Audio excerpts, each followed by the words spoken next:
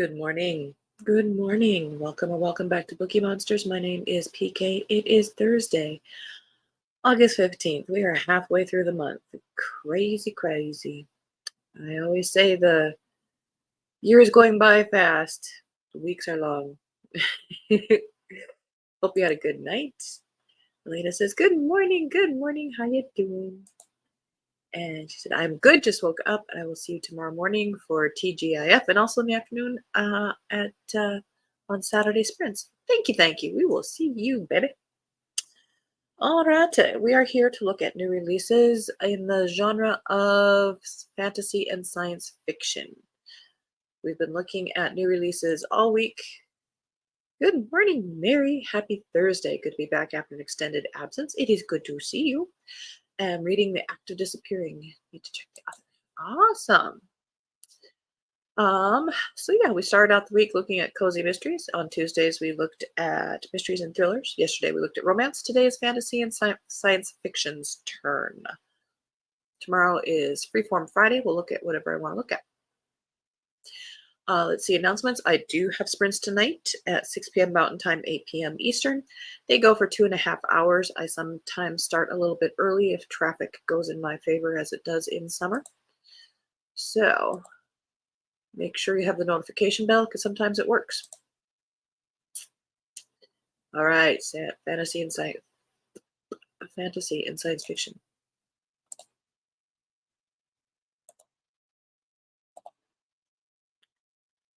First up, The Last Shield by Cameron Johnston. Interesting cover. The ancient forest realm of Sunweald is bordered on two sides by far mightier nations, a precarious situation. At its center, the Sunweald Palace is home to the Lord Regent and the heir to the throne, together with numerous precious and powerful artifacts. The palace is protected by the realm's elite shields, dedicated to guarding the royal line against all foes. A group of vicious brigands called the Wildwood Reavers have been stealing arcane artifacts and smuggling them across the borders out of Sunweald, and the objects they most desire are stored in the mystical worm vault, hidden away deep in the bones of the earth, within the walls of the palace itself. As political and religious tensions mount, Sunweald's druids prepare to enact rituals for the summer solstice. But the Wildwood Reavers and their treacherous allies have other plans. It falls to Briar, the commander of the Shields, to defend the ancient corridors and secret tunnels of the palace. The odds may be against her, but she'll see every enemy head adorning a spike, or she'll die trying. And I bet she gets involved with the heir to the throne. I bet you money. And it's love, true love. Sign up for a pop-up show for Saturday. Oh, at the last minute. Neat. Have to make some stuff. Have been resting on my laurels. No, you've been enjoying visits and so forth. It's okay. This next one I have The Doors of Midnight, second in the Tales of Tremaine by R.R. Verdi. It's only 832 pages. Some stories are hidden for a reason. All tales have a price, and every debt must be paid. I killed 3 men as a child and earned the name Bloodletter. Then I set fire to the fabled ashram. I've been a bird and robbed a merchant king of a ransom of gold, and I have crossed desert sands and cutthroat alleys to repay my debt. I've stood before the eyes of God and faced his judgment and cast aside the 1,000 arrows that came with it, and I have passed through the doors of midnight and lived to tell the tale. I have traded 101 stories with a creature as old as time and survived with only my cleverness, a candle, and a broken promise. And most recently of all, I have killed a prince, though the stories say I've killed more than one. My name is Ari, and these are my legends, and these are my lies.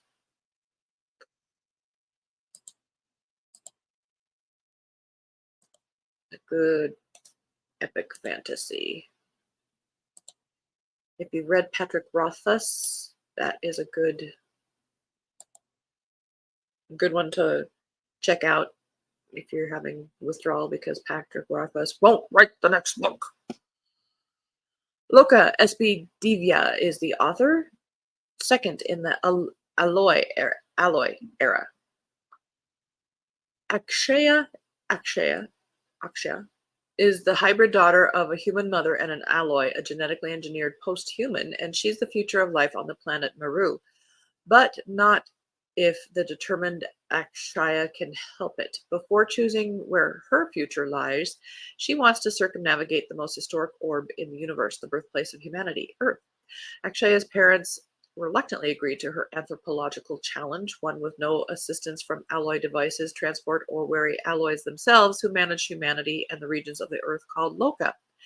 It's just Akshaya, her equally bold best friend Soumya, and a carefully planned itinerary threading continent by continent across a wondrous terrain of things she's never seen: blue skies, sunrises, snow-capped mountains, and roiling oceans. As the adventure unfolds, the travelers discover love and new friendships, but they also learn the risks of a planet that's not entirely welcoming. On this trek, rapturous, dangerous, and life-changing, Akshaya will discover what human existence really means. Interesting.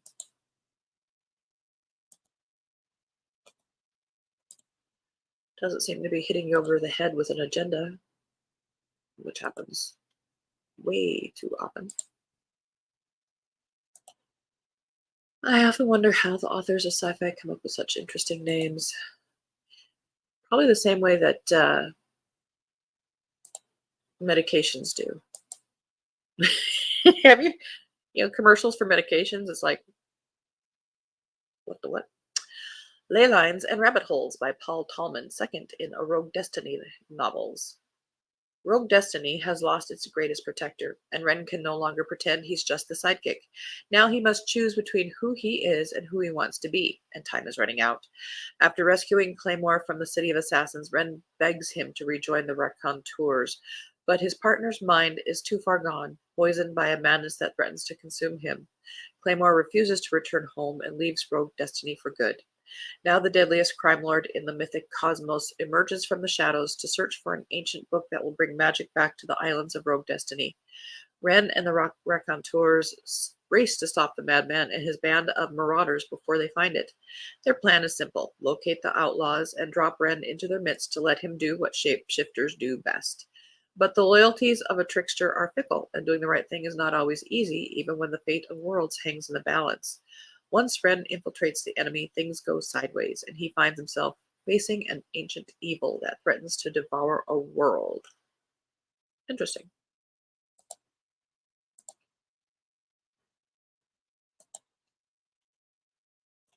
Glass houses.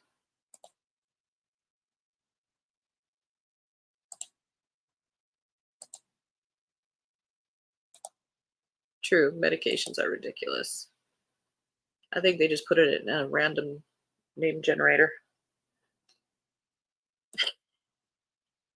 There are websites for names too, but seriously, some of these. This is by Madeline Ashby. A group of employees and their CEO celebrating the sale of their remarkable emotion mapping AI algorithm crash onto a not quite deserted tropical island. So this is sort of a speculative near future whodunit, it looks like. Luckily, those who survived have found a beautiful, fully stocked private palace. What good luck! With all the latest technological updates, though one without connection to the outside world. No red flags here. The house, however, has more secrets than anyone might have guessed, and a much darker reason for having been built and left behind. Kristen, the hyper-competent chief emotional manager, a position created by her eccentric, boyish billionaire boss, Sumter, is trying to keep her colleagues stable throughout this challenge, but staying sane seems to be as much of a challenge as staying alive. Being a woman in tech has always meant having to be smarter than anyone else expects, and Kristen's knack for out-of-the-box problem-solving and quick thinking has gotten her to the top of her field. But will a killer instinct be enough to survive the island? I wonder if it has like Dr. Moreau things, which I never really liked the island of Dr. Moreau.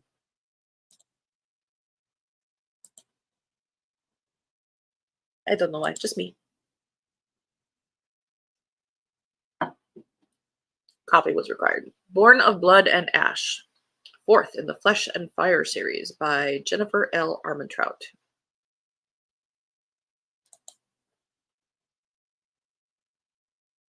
Hang on a second. Is this a re-release? No. Okay. The line between love and obsession has never been wider. While Sarah is finally free of Collis and back with those she loves, not everything is calm. Memories of all she's endured still haunt her, but Sarah finally has hope for a future with the other half of her heart and soul.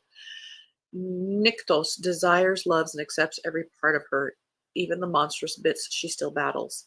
More than ever, Sarah and Ash have everything under the realms to fight for, and Nyctos has no doubt Sarah is fit to be the queen of the gods, but she must find that faith within herself if they hope to convince the other courts to support them against Colas and make Elysium, the mortal realm, better, safer places for all. But as Sarah begins to piece together the importance of her bloodline and the true meaning behind the foreboding prophecy, it becomes clear that everything that has happened and is yet to come is much bigger than Colas and his dark obsessions. They cannot help but wonder exactly how much influence the fates have had and what their ultimate goal is. What Sarah does know for sure is that they can trust very few, including her. A battle between the gods is brewing, and heartbreaking losses are imminent, with the true primal of death strengthening. With a family of the heart willing to battle by their side, can Sarah and Nyctos stop Colas before he destroys the realms, or will it all disappear in a fiery inferno of blood and ash?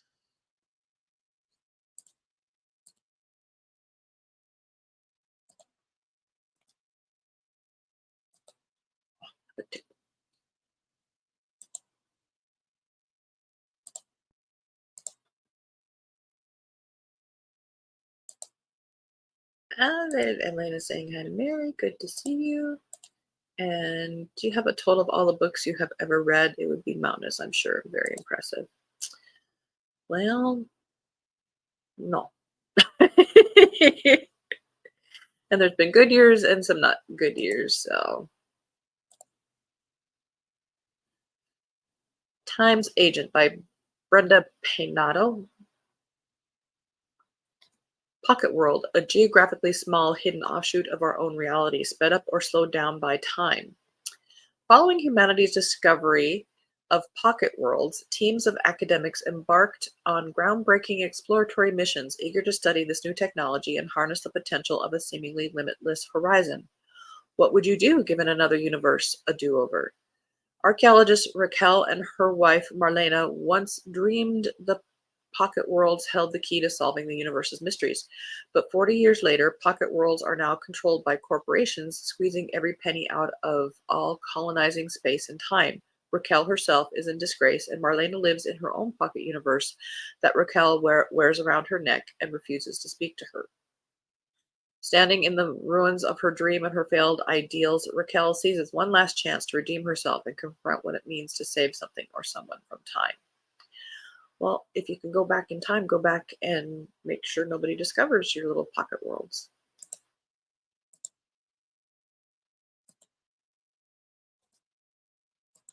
Easy peasy.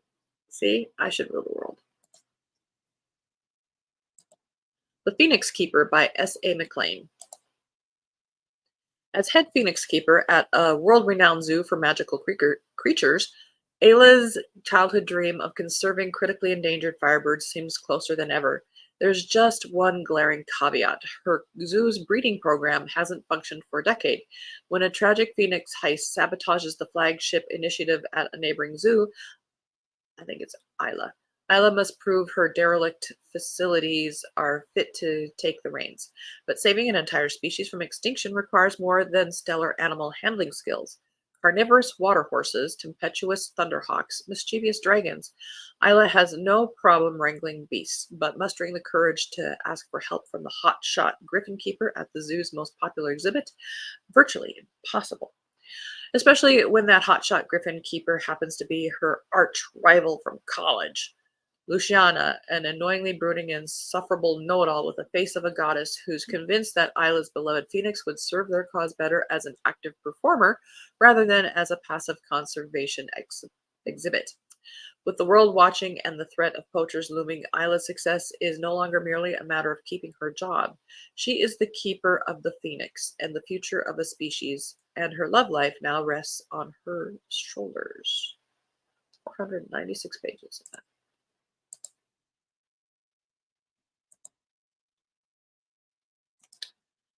The Maid and the Crocodile.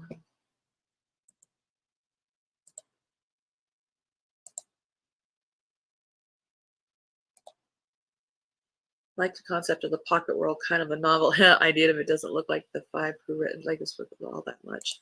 It's an interesting concept, but you'd have to pull it off, and maybe that author didn't, but great concept.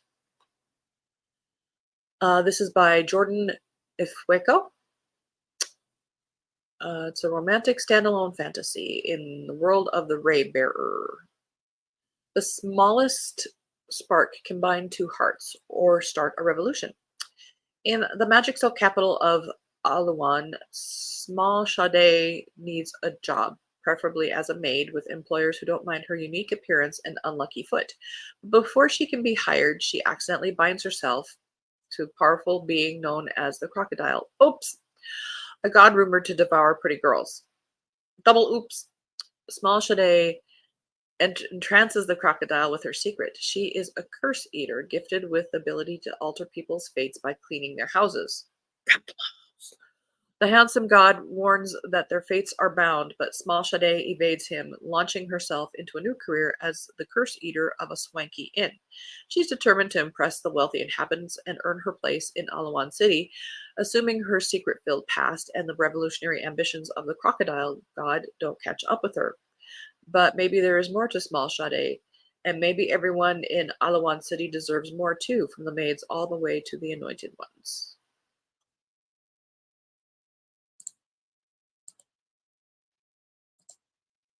The Girl in the Bog by Keith Donahoe. Everybody is after the girl in the bog. One morning in a field in Connemara, a farmer unearths a body of a young woman 2,000 years old, preserved under layers of peat. Later that evening, she awakens in unfamiliar modern Ireland, ripping a hole through space and time and setting awhirl old animosities and long-held grudges. Shadowy figures follow her from the pagan past, and each emerges with a claim on the girl from the bog. With help from a trio of wannabe teenage witches, she goes on the run. Joining in the chase is an American archaeologist who wants to keep the discovery for herself and two befuddled farmers trapped in the plot. Hosts of fairies out for the night work their magic and mischief, and in the blue hour before sunrise, the saga unfolds in a battle for the ages. Well, there's an interesting concept, except being in the bog turns their skin.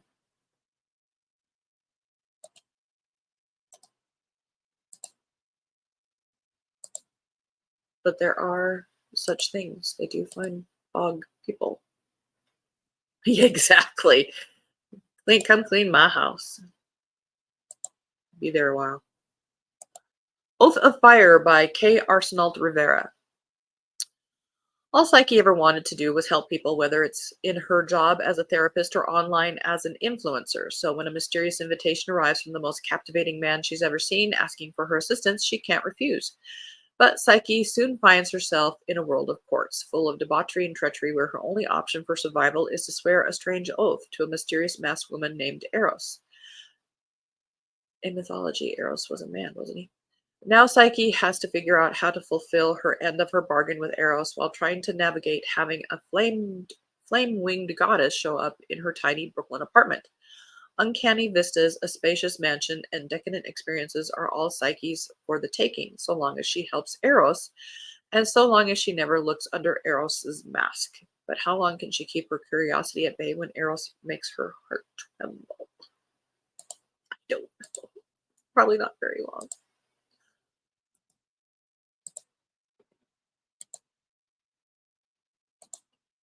Mistress of Lies by K.M. Enright. First in the Age of Blood.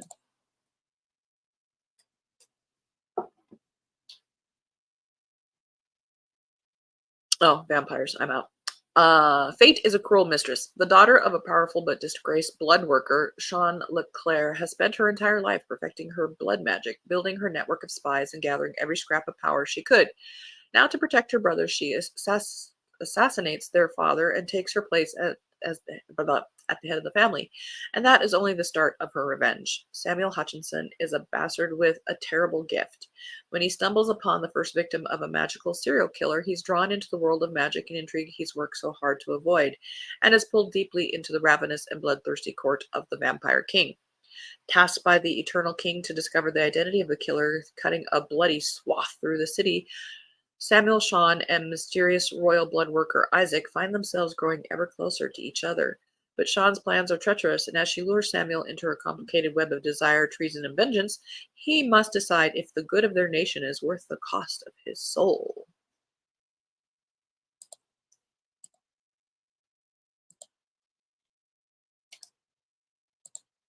Key Lime Sky by Al Hess.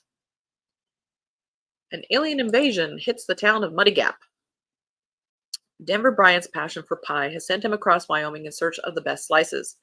Though he dutifully posts reviews on his blog, he's never been able to recreate his brief moment of viral popularity, and his trickling income isn't enough to pay his rent next month. Driving home from a roadside diner, Denver witnesses a UFO explode directly over his tiny town of Muddy Gap. When he questions his neighbors, it appears that Denver is the only one to have seen anything or to care that the residents' strange behavior, as well as a shower of seashell hail, might be evidence of something extraterrestrial. Being both non-binary and autistic, he's convinced his reputation as the town eccentric is impeding his quest for answers. Frustrated, he documents the bizarre incidents on his Filing Pie blog, and his online popularity skyrockets. His readers want the truth, spurring him to get to the bottom of things, etc. We're about to run out of time, and I'm trying to get to everything. Big Witch Energy, Starfall Point number 2. This was listed under romance, but I put it here. It's only True Love's Kiss could break. If only True Love's Kiss could break this curse, by Molly Harper is the author. Carolyn Wilton is dying to get off Starfall Point, but if she leaves, there's a good chance she'll literally die. For centuries, any Wilton who ventured off the island immediately perished in some freak accident. While Carolyn has begrudgingly obeyed her family's curse, she's never forgiven all that it has cost her. After all, her high school sweetheart left for college and never came back. Until now. Although Dr. Ben Holt returned to take over the med clinic, in his heart he came back for Carolyn. Practical, sensible Ben was too stubborn to believe in her curse. But when his own two teenagers meddle their way into coven business, Ben's eyes are open to the world of magic. He quickly learns that Carolyn and her friends have the power to see ghosts, like the angry woman in 18th century garb occupying her family's tavern with a menacing glare, and boy do they need managing. As the witches dig through old spell books for insight, they discover the angry tavern ghost as one of the island's most sinister legends, information that could be the key of breaking the Wilton curse and giving Carolyn the life she's always wanted with the man she's always loved.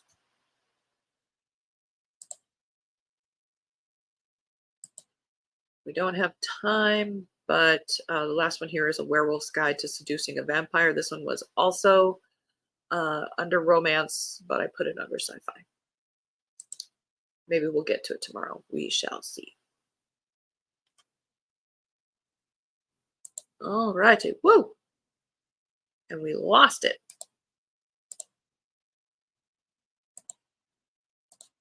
There we go.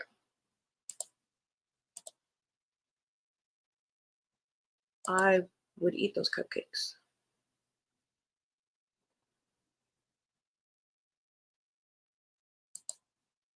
I've always been interested in the bog bodies, but the author has served up too much stuff in that book.